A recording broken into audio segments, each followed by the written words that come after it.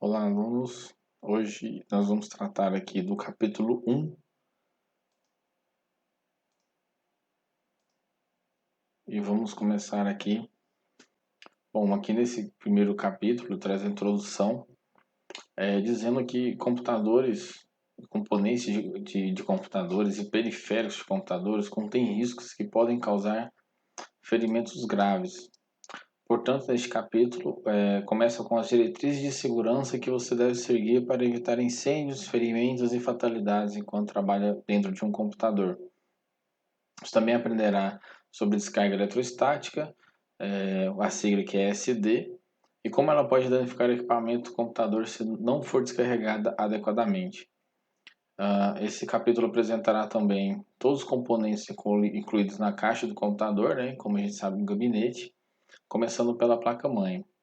Você aprenderá sobre todos os componentes internos que estão conectados à placa-mãe, incluindo a fonte de alimentação, a unidade central de processamento, a memória de acesso aleatório, as placas de expansão e as unidades de armazenamento. Também aprenderemos sobre os conectores, portas e cabos que conectam fisicamente os dispositivos à placa-mãe. É importante não conhecer apenas os componentes do computador, mas também criar habilidades práticas. Sim. Vamos para o próximo slide. Bom, aqui veremos um vídeo rapidinho sobre a explicação aqui dos componentes do Hello computador. everyone, let's take a look at what's inside of a computer. Now to start off, computers have changed drastically. What we can see here is this little computer can do everything we see on my desk right now. It can connect to speakers and a monitor, keyboard and mouse, and even a webcam and a microphone. It used to take a room just full of mainframes to do what this little single board computer can do. Also, our computers are drastically changing because now we have integrated computers in smartwatches and even health and fitness trackers. It's astounding where we're at now. So let's talk about what a computer does. The computer is going to take input. And by taking input, it's then going to store it in memory. It'll be processed and then be provided as output. So let's chat about it. We've got these input devices here. I've got a keyboard and a mouse. I've got a microphone. Then I've got output. I've got speakers. Here, I have my monitor. Also, there's another input device sitting right here staring at me. It's my webcam. That's going to take in data as well. So let's change it up and talk about some of the other components in a computer. So those components on the outside got to connect somewhere. So we can take a look at this box. People call it a box. It's a computer case, it's a computer tower, or we just call it the box. When we take a look at the box, you can take a look at the front of our box, and you'll find that we have USB ports to plug in our components on the outside, like keyboard and mice. You got a headphone for a speaker out. You got a microphone in port. You've got this optical drive for those people who still use CDs, which you never know. Now, besides the front of the box, we can take a look at the back of the box. On the back of our box here, we can see a variety of different items. We've got the power supply to plug in the computer case and power everything going on. We've got these adapter cards here that give us extra functionality. One here is for networking and internet. The other one's for display to give us multiple monitors. And besides all that, down below we've got these connectors here that hook to the system board. I've got some for the microphone. I got something for a speaker. For external line in to put those high powered audio and send it into the computer system. I've got multiple display ports here regarding VGA, DVI, some cool ways to output too, again, monitors. Now these things aren't as powerful as this graphics card here. That graphics card there, well, that would be something like this. Something big and beefy to play your games, to do things such as virtual reality and 3D, you name it, that's where that goes.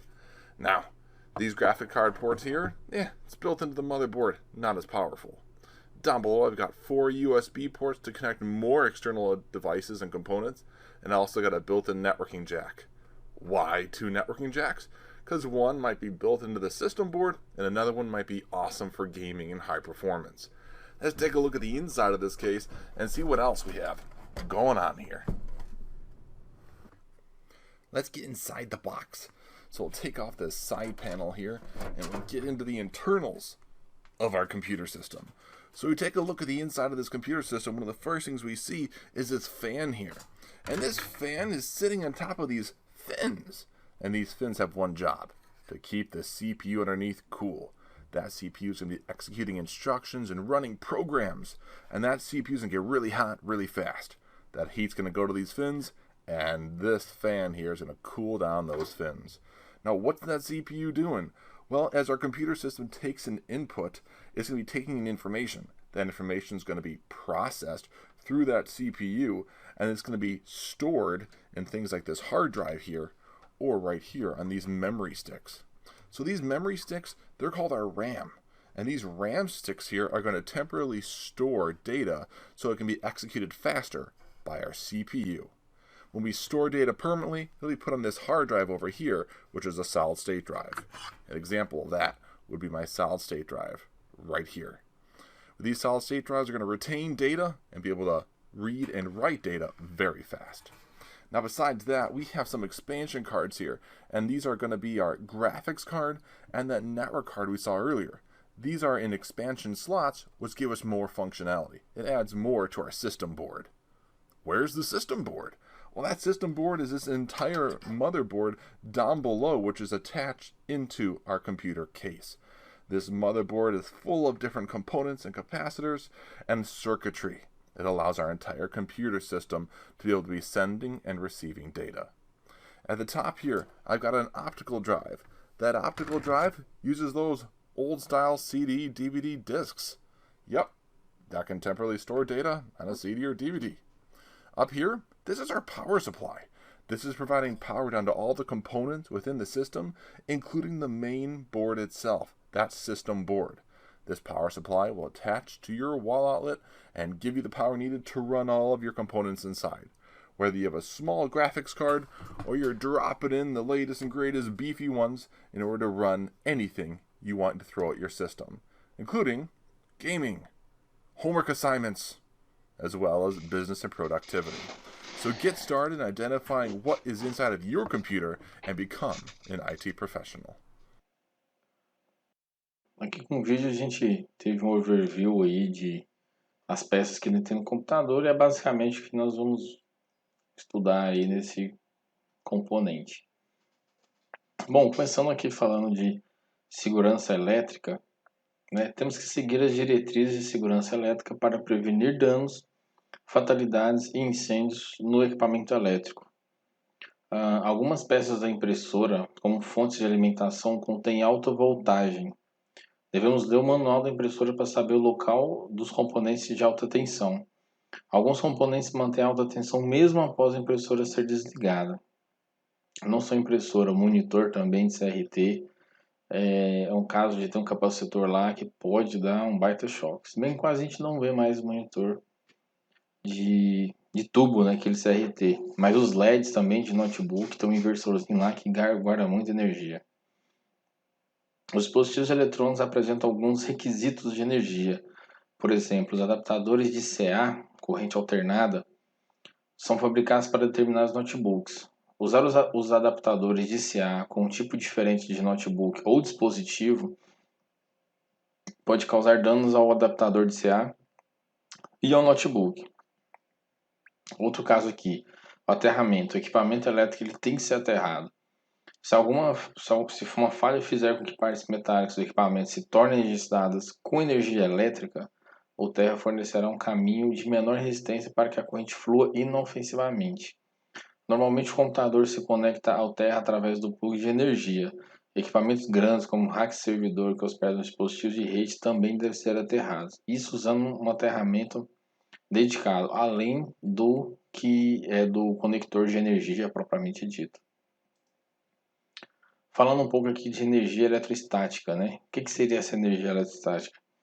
Ela ocorre quando acontece um acúmulo de carga elétrica, né, em uma superfície que entra em contato com outra superfície com carga elétrica diferente. A descarga eletromagnética aqui, ela pode...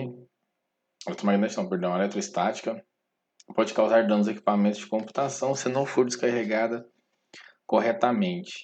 Devemos seguir as diretrizes de manuseio adequado, de forma adequada, tendo ciente dos problemas ambientais e usar equipamento que estabilize energia para evitar danos ao aparelho e perda de dados. Pelo menos 3.000 volts de eletricidade estática precisam ser acumulados até que a pessoa sinta essa energia eletrostática. Por exemplo, você pode receber eletricidade estática ao andar sobre um tapete. Quando você trocar outra pessoa, as duas tomarão um choque. Se a descarga causar uma dor ou emitir um ruído, provavelmente a carga está acima de 10.000 volts. Em comparação, menos de 30 volts de eletricidade estática pode danificar um componente do computador. O acúmulo de estática pode ser descarregado tocando em um objeto aterrado antes de tocar em qualquer equipamento eletrônico. Isso é conhecido como autoaterramento. Também a gente pode encostar na carcaça ali do gabinete, que também vai dissipar essa energia, né? Bom, a energia eletrostática pode causar danos permanentes, por isso a gente tem que manter todos os componentes em sacos anti-estáticos até que a gente esteja pronto para instalar. Não sei se vocês já perceberam, normalmente memória vem num casezinho, na capinha, mas ela vem num saco embalado. HD também vem nesse saco. Esses sacos são anti-estáticos, um saco meio cinza.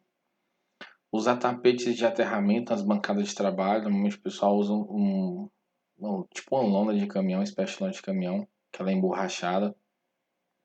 Usar tapetes de aterramento no chão das áreas de trabalho. E usar pulseiras anti-estáticas ao trabalhar dentro de computadores. Na verdade aqui é mexendo mesmo, propriamente dito, dentro do gabinete. Essa atividadezinha aqui, pausem o vídeo aí, 10 segundinhos, vê se vocês conseguem lembrar aqui, que aí agora a gente vai fazer a correção.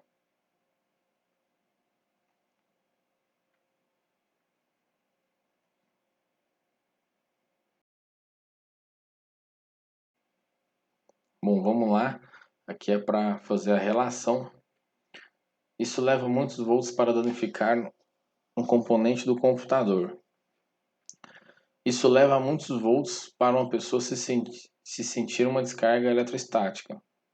É um acúmulo de carga elétrica que existe em uma superfície que entra em contato com outra superfície com carga diferente. Isso deve ser anexado a você ao trabalhar dentro de computadores. Poxa, essa aqui é fácil, hein? Deve ser anexado a gente, pulseira antiestática.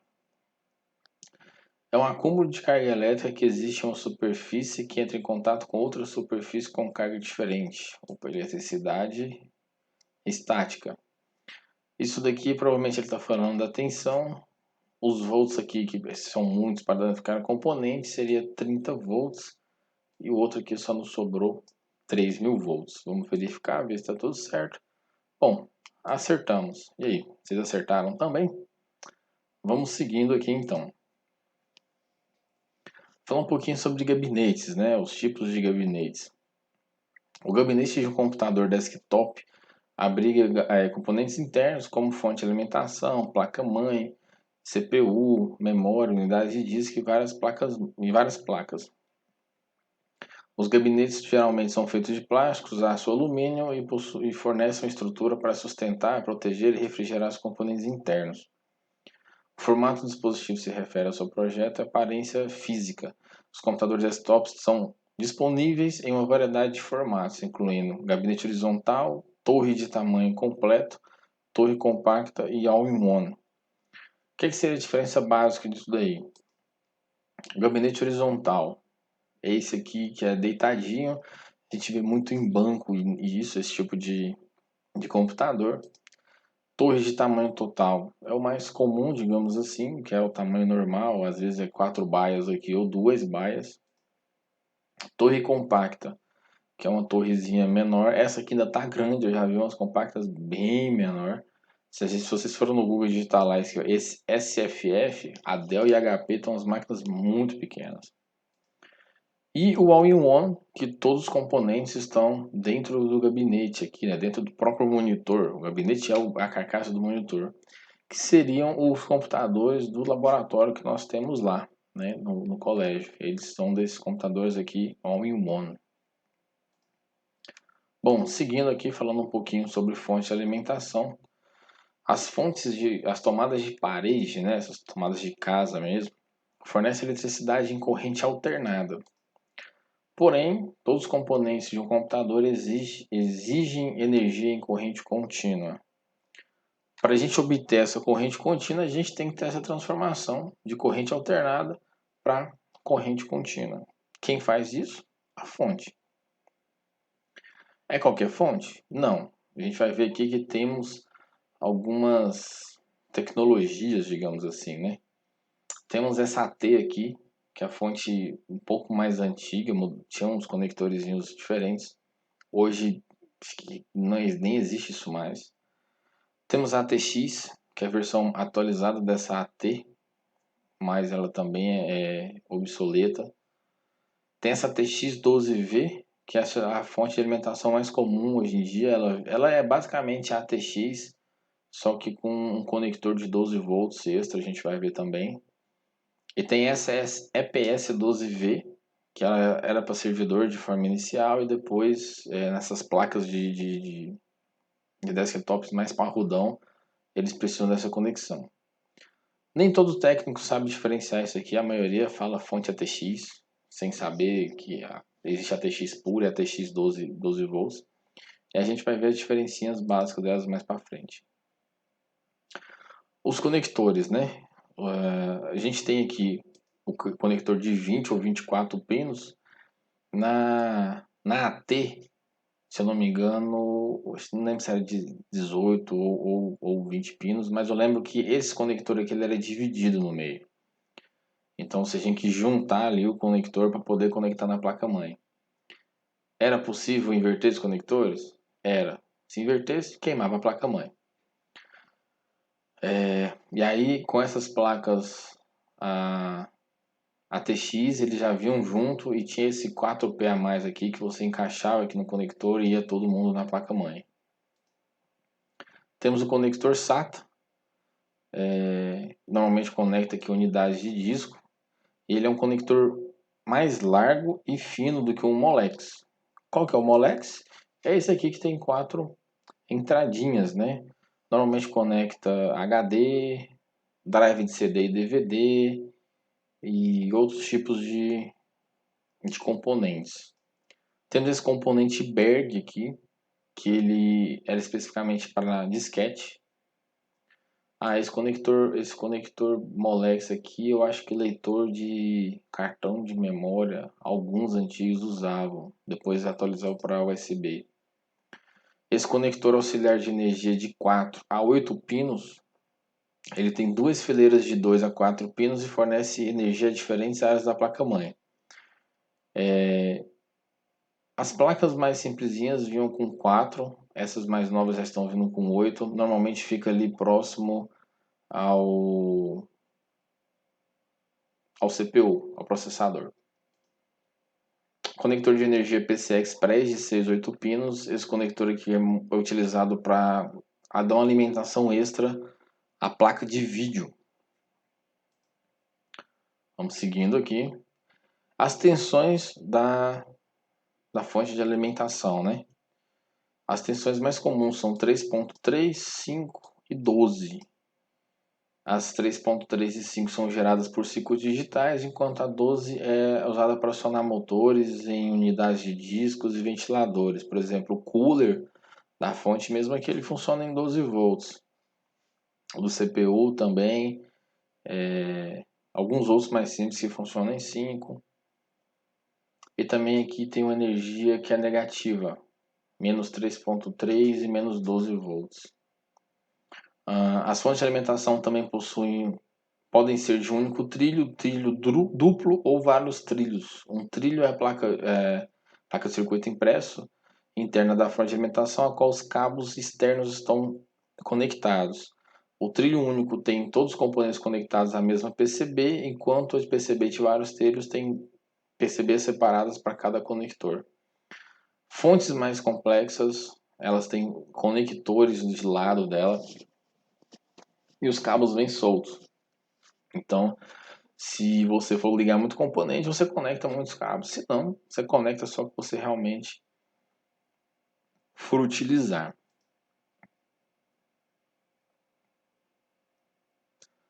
Seguindo aqui, tem mais uma atividadezinha.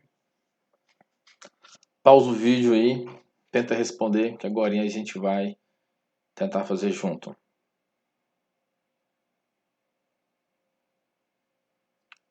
Bom, vamos ler aqui. Esta é a fonte de alimentação mais comum no mercado hoje. Ela inclui um segundo conector para a placa-mãe para fornecer energia dedicada à CPU. Há várias versões disponíveis. Fonte mais comum no mercado hoje, ATX, que tem um segundo conector, ATX 12V. Ele foi originalmente projetado para servidores de rede, mas agora é comumente usado em modelos de desktop high-end. Foi o que eu falei, as fontes lá mais parrudas, né? Seria uma evolução da TX, seria a EPS 12V. Isso conecta discos rígidos, unidades óticas e outros dispositivos. Disco rígido aqui, ele poderia, se tivesse um SATA aqui, poderia nos confundir. O Berg é para disquete, conector auxiliar de 4 a 8 pinos não é, sobrou aqui o Molex. Esse conector possui duas linhas de 3 a 4 pinos e fornece energia aos componentes internos. Conector bag é conector para disquete, duas linhas de 3 a 4 pinos. São duas linhas de 3, então daria 6 a 4 pinos. Então seria de 6 a 8, né? 6 a 8 pinos. Esta é a única opção que não permite mais 3.3 volts. Considerando que a TX é mais utilizada e ela já vem com conector SATA AT. Será que acertamos? Acertamos todas. Vocês também acertaram? Vamos seguindo aí. Bom, falar um pouquinho aqui sobre placa-mãe, né? Placa-mãe também conhecida como placa de sistema ou placa principal, é o principal elemento do computador. Como mostrado na figura, uma placa-mãe é uma placa de circuito impresso, né, um PCB, que contém barramentos ou vias elétricas que interconectam componentes eletrônicos. Esses componentes podem ser soldados diretamente à placa-mãe ou adicionados usando soquetes, slots de expansão e portas.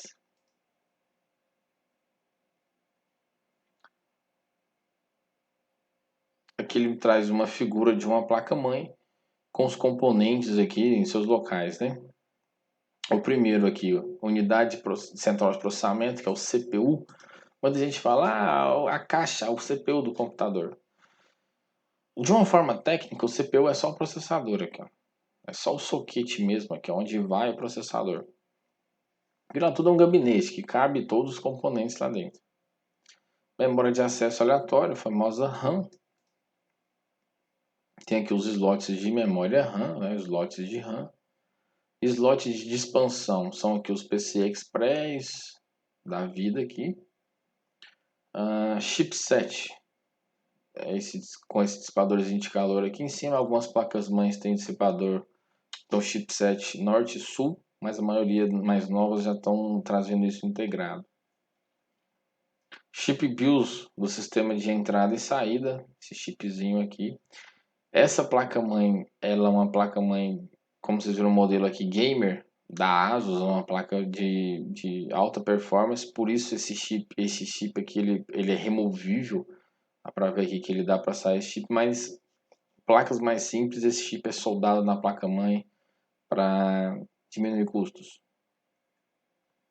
E aí aqui alguns conectores que nós vemos aqui na figura 2. Conector SATA de dados, né? Esse SATA aqui significa Serial Advanced Technology Attachment, né? Serial ATA, digamos assim. A interface basicamente para conectar unidade de disco, né? HD, SSD, unidades de drives óticos, né? Gravadora de CD, DVD, coisa do tipo. Um conector IDE, é o Integrated Drive Electronics, é uma conexão antiga que a gente utilizava para gravadora de CD, né, e DVD também, e HDs. Hoje já não se usa mais isso aqui, virou tudo SATA. E aí USB interna, que é aqui ele tá conector de 19 pinos, e aí tem todo um esqueminha aqui e tudo mais. mas alguns computadores, esse USB vem separado, que seriam somente 4 pinos e vem com conector especial. Para os técnicos sofrer menos, né? Digamos assim. Vamos seguindo aqui, falando sobre o chipset. Chipset, como eu disse, algumas placas-mães mais elaboradas, digamos assim. Eles têm a ponte norte e a ponte sul, a North Bridge e South Bridge. A North Bridge controla o acesso de alta velocidade à RAM e placa de vídeo. Também controla a velocidade na qual o CPU se comunica com todos os componentes do computador. O recurso de vídeo às vezes é integrado à North Bridge. Então a North Bridge aqui ela vai fazer o meio de campo entre a parte mais importante do computador, digamos assim. CPU, memória RAM e placa de vídeo, PCI Express. E a South Bridge é dispositivo de armazenamento, no caso aqui disco rígido, unidade de entrada e saída, teclado e mouse, BIOS e os slots aqui PCI. Algumas questões aqui, né, da placa-mãe. Quando a gente fala lá, por que tem a fonte ATX? Porque tem a fonte ATX, porque tem a placa-mãe também ATX, que tem esse conector, que no caso seria aqui de 20 pinos, né? A ATX é o formato de placa-mãe mais comum. O gabinete ATX acomoda portas de entrada e saída integradas à placa-mãe ATX padrão. E a fonte de alimentação, como a gente já viu, de 20 pinos. Micro ATX é um formato menorzinho de placa. Aqui está trazendo 24 por 24, mas tem computador aí que está trazendo, acho que até menor que isso aqui, e não é considerado mini TX. A TX aqui basicamente que, como eu disse, muitas vezes usa os mesmos chipsets North Bridge e South Bridge e o mesmo conector de energia que as placas-mãe TX padrão.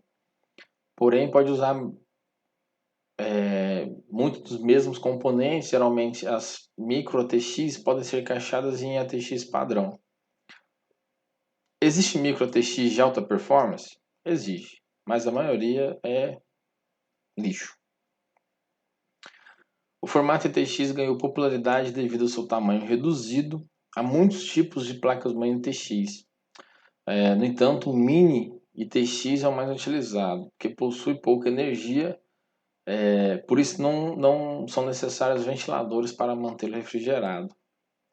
Uma placa-mãe mini ITX tem apenas um slot PCI para placas de expansão e pode ser baseado em formato. Pode ser usado em lugares que é inconveniente ter um computador grande ou barulhento, né? E performance é bem degradante mesmo, né? Então aqui a ITX com a TX seriam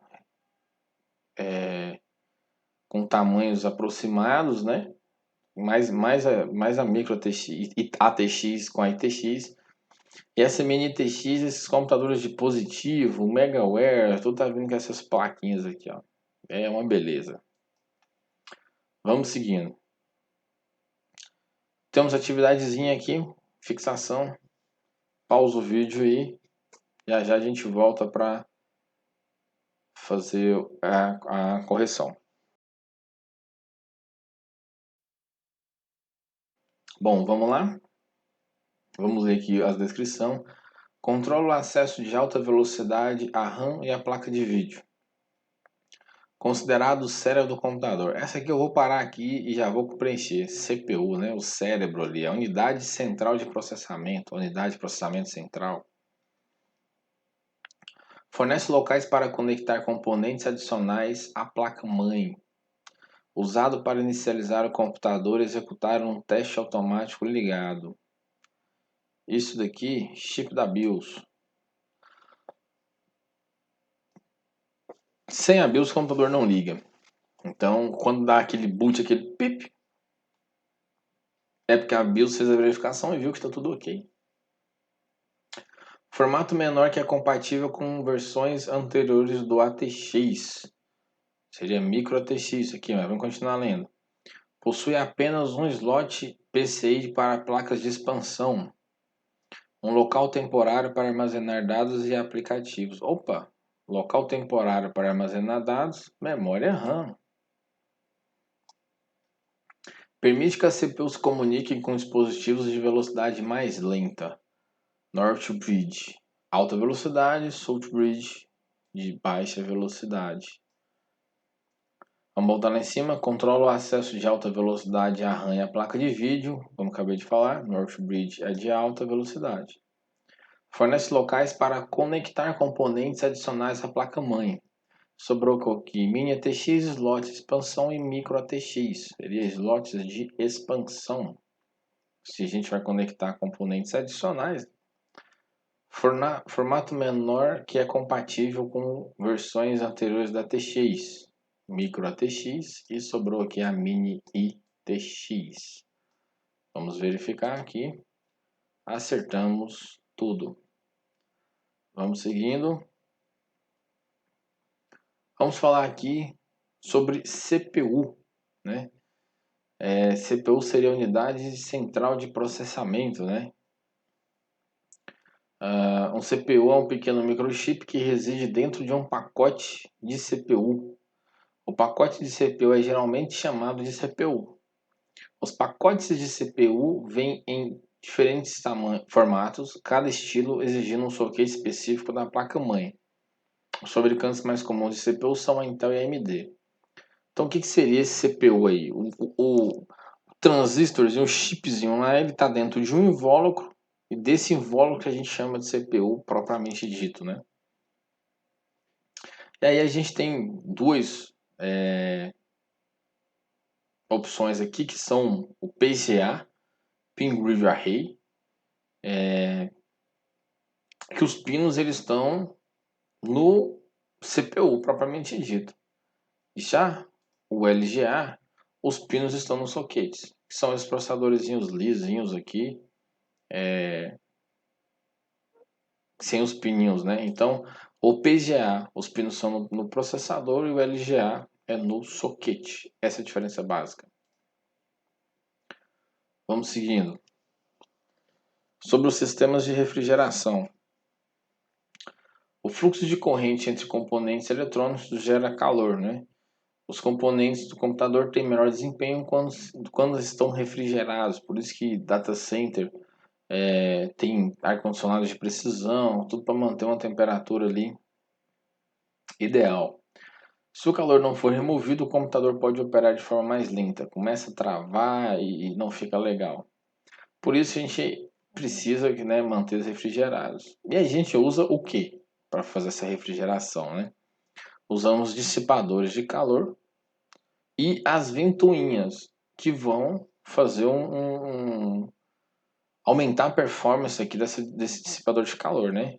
Normalmente eles têm aqui dentro desses caninhos, tem algum material que altamente transferidor de calor, né? Consegue dissipar esse calor, que já seria o suficiente só para essas aletas estão separadas, um ar ter o fluxo aqui, mas o cooler aqui ele é utilizado para aumentar a performance disso aí. Bom, atividadezinha aqui, pausa aí 10 segundos, já já a gente volta.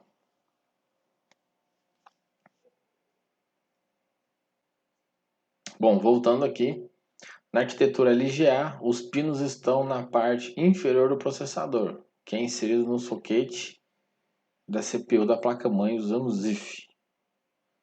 No LGA, estão na parte inferior do processador? Não, é o PGA, falso.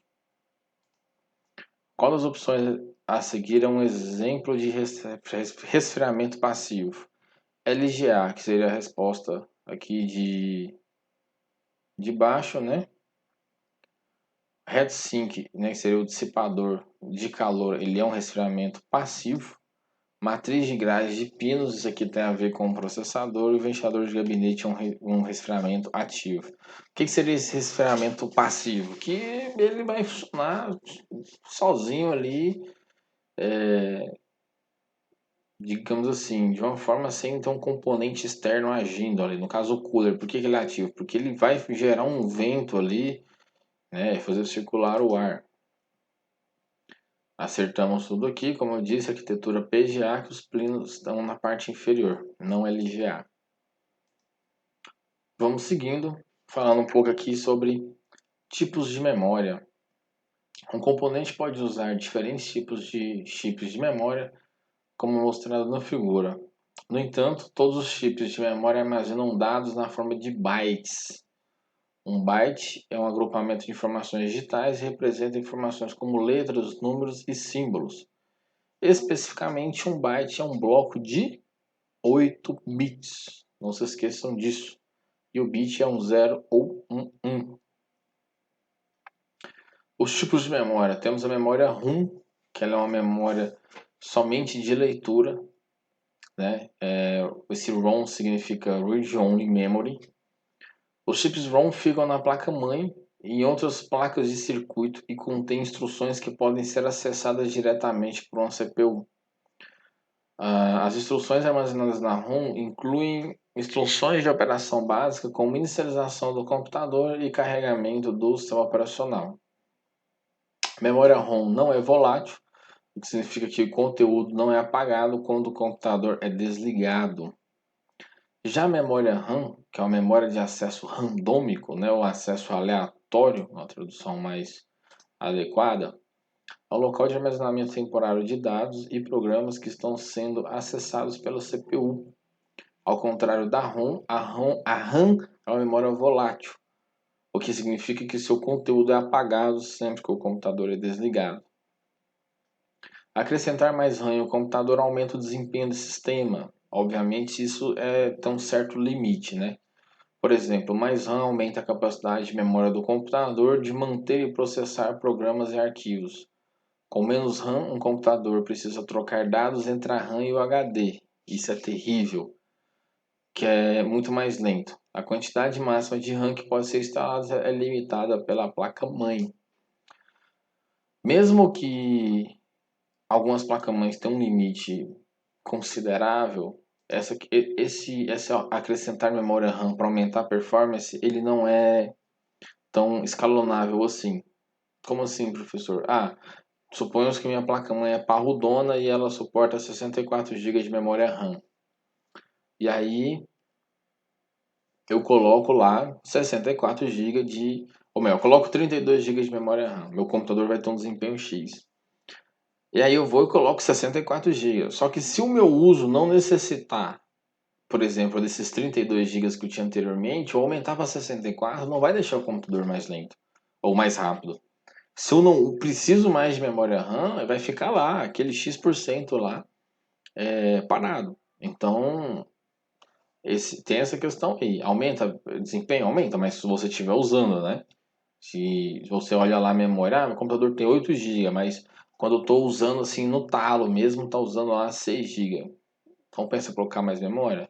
Tem que dar uma olhada para ver se está fazendo essa paginação aqui, né? Que é a troca de dados entre a RAM e o disco rígido. Se não estiver fazendo, não tem por que aumentar a memória, não.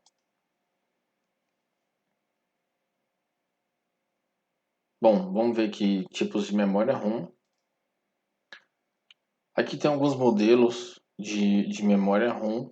Basicamente, a ROM pura, né? Eu acho que nem deve existir para determinados casos específicos, mas ela é gravada utilizando um laser. Eu não lembro se era um laser UV ou algo do tipo, nesse visorzinho aqui. E aí ela é gravada só quando é fabricada. Depois que é gravada uma vez, ela não pode ser apagada nem reescrita. O termo ROM ainda tem de ser usado genericamente para qualquer tipo de chip de memória somente leitura. Onde a gente vê muito isso, por exemplo, o celular. Falam que lá o celular tem memória ROM de 32 GB.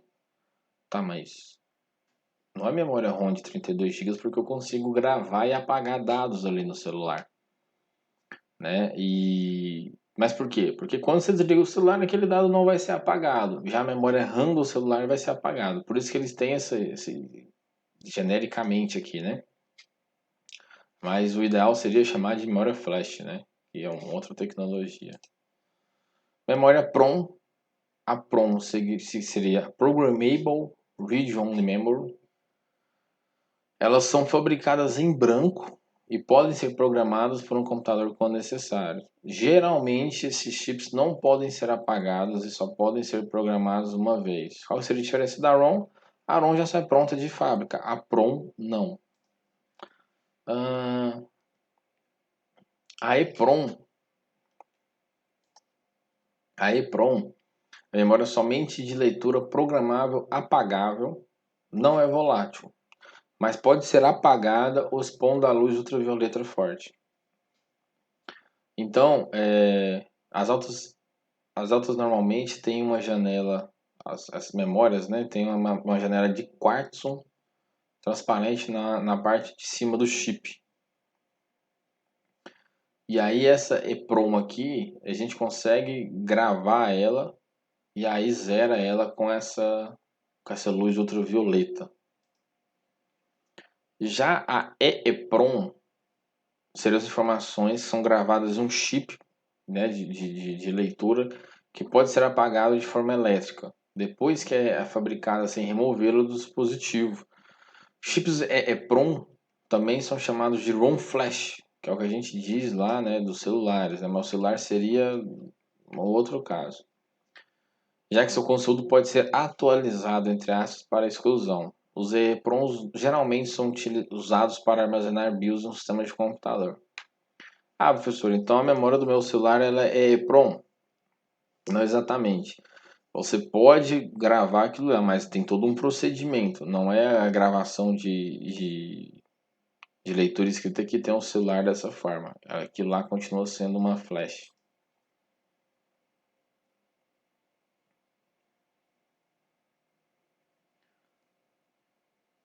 Bom, tipos de RAM e DRAM, nós vamos parar por aqui e vamos ver na próxima aula. Até lá, pessoal!